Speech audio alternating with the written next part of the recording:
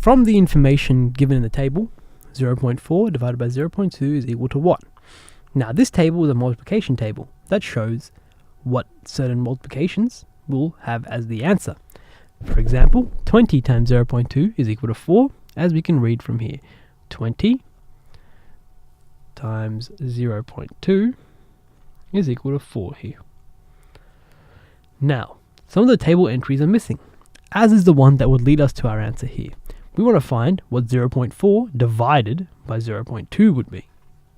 This can be done both with and without the table.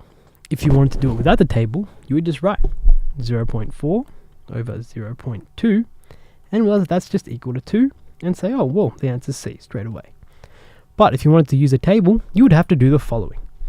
We know that the answer to something times 0.2 will be 0.4. Or, let's write that out here.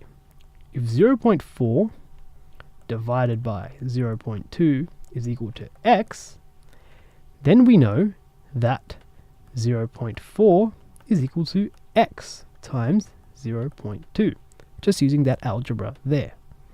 So, we need to find what x is, i.e. 0.2 times what gives you 0.4. Going down here, we find 0.4 here. Okay, so that's 0.2 times 2 is what leads across here, and you'll find out that 0.2 times 2 will give you 0.4. So your answer is again this 2, and our answer of course must be C.